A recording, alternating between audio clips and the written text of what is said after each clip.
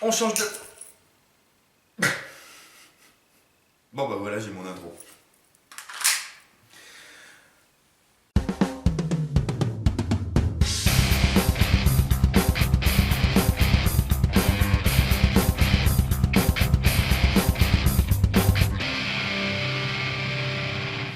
Salut tout le monde et bienvenue aujourd'hui dans cette nouvelle vidéo. Aujourd'hui, je voulais faire un petit truc un peu spécial. Une sorte de vidéo rétex, récapitulatif, souvenir et tout. Tout simplement parce que j'ai atteint l'étape du 10e 1911, donc la 10e réplique de 1911 que je possède. Et je voulais juste faire un petit clin d'œil à une discussion avec Chris Adams où il m'avait dit que, pour rigoler, le 10e c'était en gros le stade incurable de la collectionnite aiguë des 1911. Donc voilà.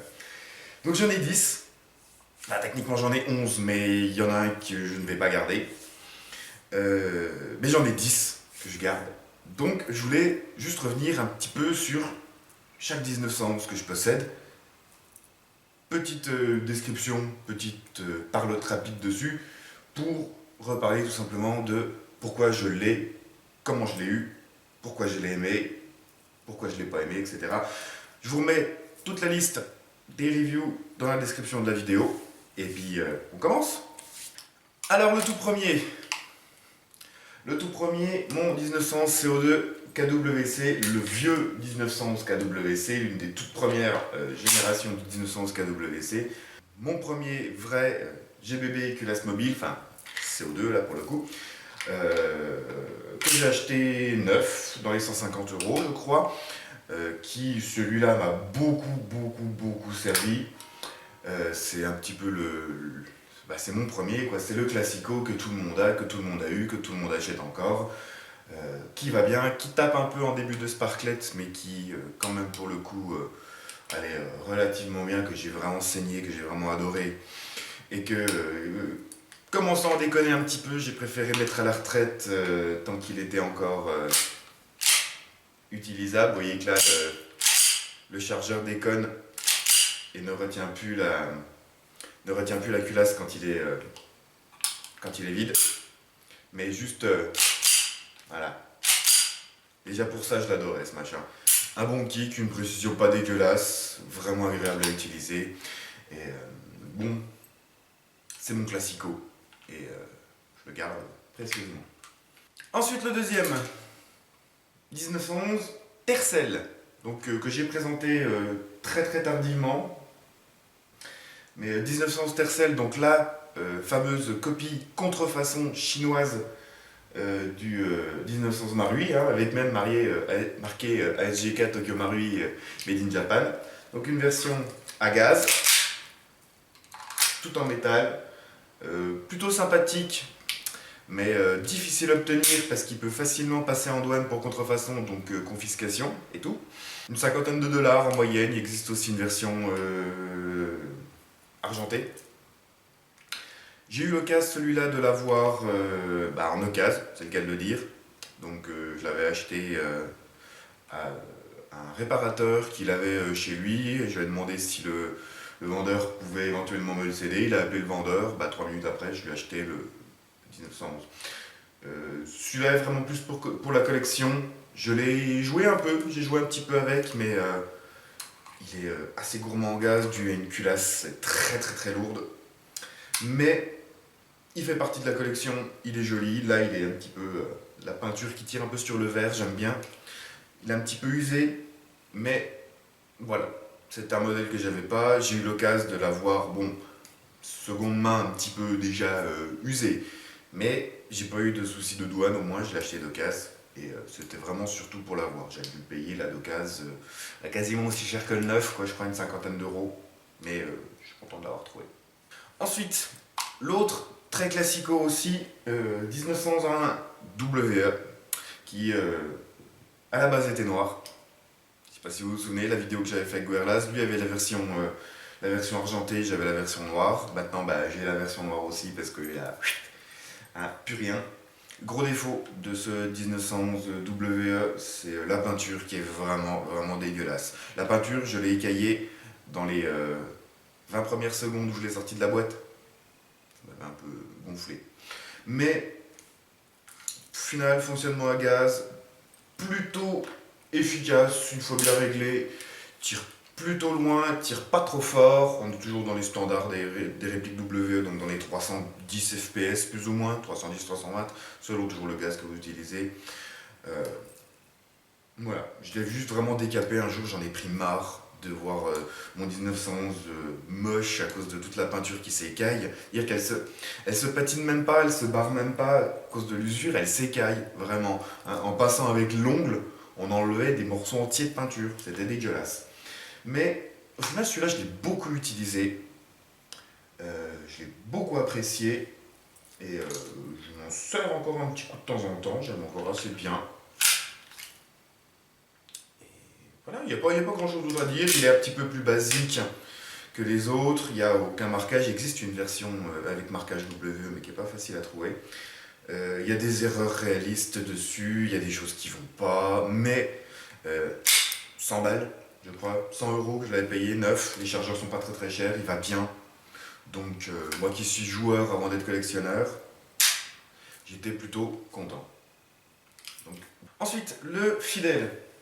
Le fidèle, le monstre, comme j'aime à l'appeler, qui là doit être quasiment celui qui m'a le plus servi et qui me sert encore, un petit peu moins depuis que j'ai le MK23 Marui, mais celui que je crois que j'ai fait les tirs les plus insensés au PA avec.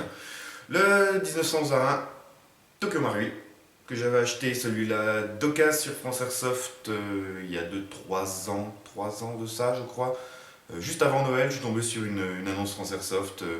Ça à vendre avec le chargeur d'origine, 2 chargeurs neufs, canon PDI, tête de piston PDI. 150 balles de tout, plus un petit peu de frais de port. On avait partagé les frais de port, donc moins de 160 euros pour le tout.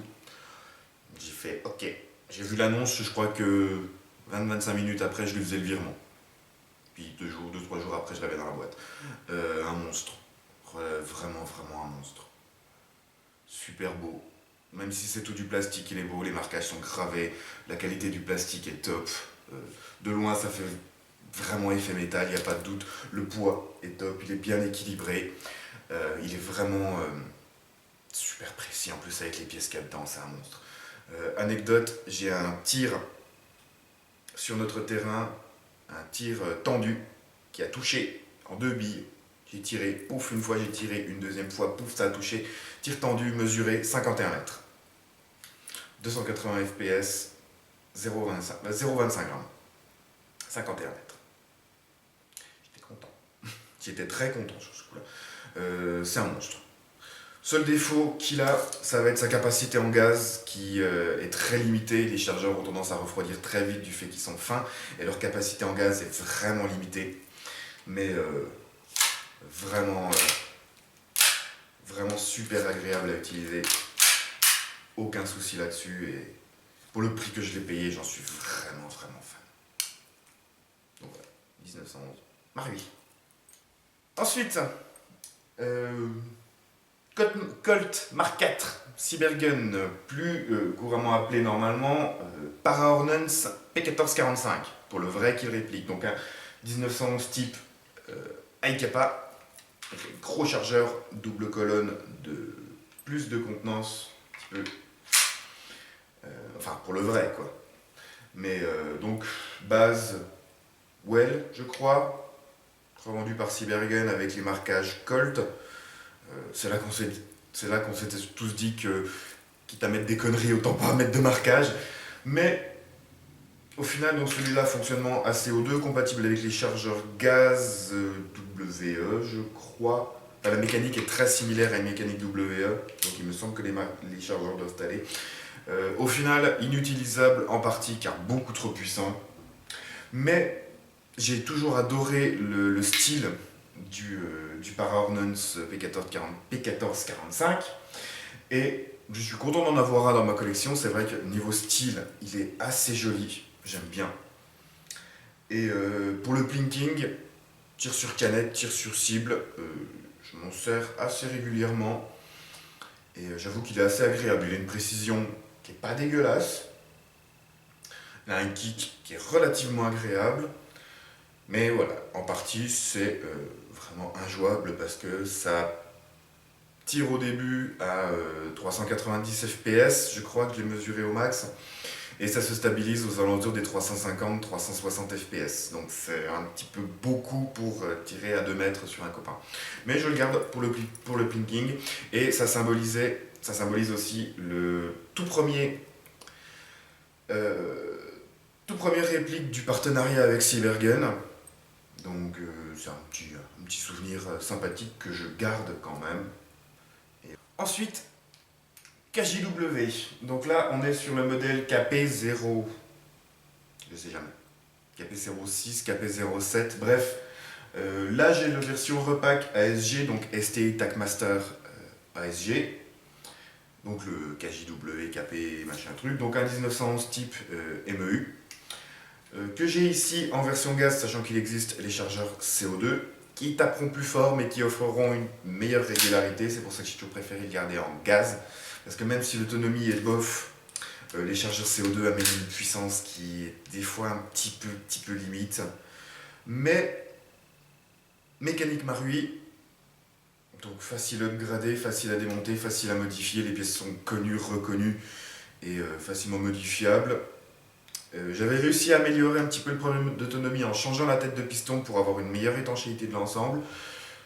Au final, à la base, je le voulais parce que c'était un MEU, tout simplement. J'avais pas encore de 1911 MEU à cette époque-là. Et bah, au final, je m'en suis pas mal servi quand même, mais j'avoue que je l'aime bien. Plutôt agréable aussi à utiliser. C'est un MEU, ça rend bien, moi j'aime bien. Et au final, c'est du classico aussi, ça coûte pas très cher. Et ça va plutôt pas trop mal. Ensuite, pour continuer, on revient sur du WE avec une pièce que je suis assez content d'avoir dans ma collection. Il s'agit donc du Floral Pattern WE 1911, Floral Pattern WE, que j'ai acheté d'occasion, quasiment neuf. Je pense que je dois être son troisième propriétaire, et je suis pas sûr en fait que le machin ait tiré 10 billes. Il est vraiment neuf, en fait, il est dans un état irréprochable, il n'y a aucun souci là-dessus. Et c'était un pote à moi qui l'avait acheté, déjà d'occasion, et puis voyant qu'il pouvait pas tellement jouer avec, de peur de l'abîmer, il m'a contacté, il m'a fait: tu le veux, je le vends. Ok, j'y arrive, je prends. Donc voilà, pareil, je m'en sers pas de celui-là, je l'emmène pas sur le terrain parce que j'ai pas envie de l'abîmer. Ça reste du WE, hein, ils en font, ils en vendent, il n'y a pas de souci. Mais c'est une belle pièce. Honnêtement, je l'ai dans un état neuf et j'ai pas du tout envie de l'abîmer. J'ai pas du tout envie ne serait-ce que de le rayer en l'utilisant, donc je le garde précieusement. Et je joue pas avec. Voilà. Parce que j'ai vraiment pas du tout envie de l'abîmer, tout simplement. Mais il est beau. Voilà, c'est une pièce que je voulais dans ma collection. Parce que c'est assez atypique, un peu le 1911 cartel mexicain. Assez sympa. Pour un court métrage, il peut être utile, on sait jamais. Donc je le garde. On arrive là sur des vidéos déjà un peu plus récentes, on arrive sur une nouvelle variante du KWC, donc du premier 1911 KWC que j'avais eu, avec les petites modifications qui avaient été apportées. Donc là on est sur une version Mark IV série 70, donc une vraie version Mark IV série 70. En repack Cybergun, toujours sur la base du KWC. Celui-là est vraiment joli. Je pourrais jouer avec, mais j'ai mieux en termes de performance. Donc, tant qu'à faire, je le garde état neuf, parce qu'il est beau. Franchement, il est loin d'être dégueulasse, il est plutôt joli. Mais on est sur le classico. Voilà. On est sur le classico 1911 KWC qui va bien. Voilà. Il est honnêtement pas dégueu, les marquages sont bien réalisés, les marquages sont gravés, je sais pas avec quel procédé, peut-être au laser. Mais les marquages sont pas dégueux, les plaquettes sont pas dégueu non plus. Honnêtement, il est beau. Dualité un peu ébène et ivoire. Bref, donc, Cybergun KWC, Mark IV, série 70. Plutôt joli. Ensuite, donc, un troisième WE, celui-là, c'est vraiment celui que je voulais quasiment depuis que j'ai débuté l'airsoft, que je connais ce modèle et que je le voulais. Donc on est sur une base WE, repas qui est modifié, Socom Gear Mad Bull pour les pièces. Donc le 1911 WE Basic Custom Punisher, qui en tant que grand fan du Punisher, il me fallait vraiment ce modèle, qui est vraiment magnifique. Qui malheureusement chope les défauts du 1911 WE que j'avais, à savoir la peinture, qui même si elle est très jolie, n'est pas top. Honnêtement, elle va avoir vite tendance à s'écailler, donc il est absolument hors de question. Pareil que celui-là voit le terrain. Il va rester en déco, il va rester bien au chaud, et parce que je veux vraiment pas risquer de l'abîmer, tellement il est beau, et tellement je suis content de l'avoir, celui-là. En grand fan du Punisher, j'étais obligé, celui-là il est vraiment magnifique. Base WE, très classique. Avec le petit compensateur qui n'est pas au bon endroit, mais qui ajoute son petit effet plutôt sympathique. Pour finir, le petit dernier qui n'est pas encore présenté au moment où cette vidéo sera publiée, ça ne serait tardé. 1911 Secutor. Donc sur une base, je pense, du Made in Taiwan, une base KJW, donc fonctionnement à la fournie avec un chargeur CO2 et donc utilisable avec chargeur gaz de mécanique Marui, donc chargeur KJW ou chargeur Marui directement. Aucun souci. Voilà. Donc 1900 Secutor, donc une marque qui customise, qui modifie les répliques. Donc là, la gamme Rudis, donc existe en 3 versions. Donc une version avec le canon externe doré, une argentée et une noire. Plutôt sympa parce que livré, comme je vous en ai déjà parlé, avec un nozzle de rechange réglable. Donc un nozzle hiver non réglable et un nozzle entre guillemets été réglable pour pouvoir adapter la puissance surtout à nos styles de jeu.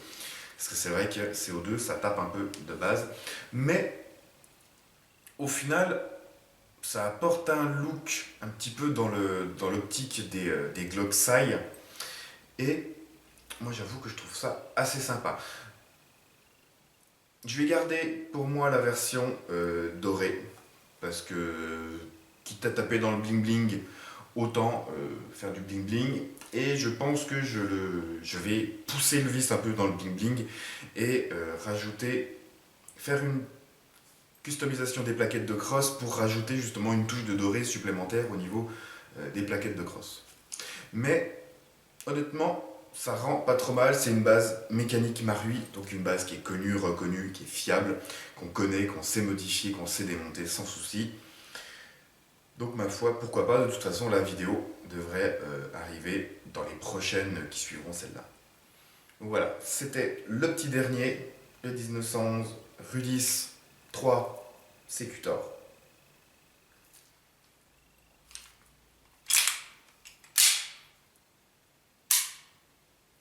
Donc voilà, j'en ai terminé avec ce petit retour, cette petite vidéo souvenir sur les 1911 que je possède. Comme vous pouvez le voir, j'ai pas tellement de pièces rares. Je n'ai pas de... Parmi ce que j'aimerais bien avoir, il y a du Inokatsu, du Western Arms. Il y a certaines pièces de Western Arms qui me font un petit peu rêver. Il y en a plein qui me manquent, que je n'ai pas, que j'aimerais avoir, que j'aurai très certainement dans les années à venir. J'ai pas de pièces exceptionnelles. Le plus, entre guillemets, le plus particulier que j'ai, je pense que c'est le Punisher. Mais c'est ma petite collection, je l'aime bien. Il y a des histoires autour de chaque réplique, il y a des souvenirs, il y a des belles parties, il y a plein de choses. Donc c'est une collection que j'aime, j'ai toujours été un grand fan du 1911 et je compte pas m'arrêter sur ma lancée. Voilà, c'est tout ce que je vais vous dire. Je vous rappelle que vous avez tous les liens dans la description des reviews de toutes ces répliques. Je crois qu'elles ont toutes plus ou moins été faites, certaines pas dans les détails, mais elles ont toutes été traitées en vidéo à part le Secutor qui arrivera après cette vidéo. Donc de toute façon les liens seront mis à jour.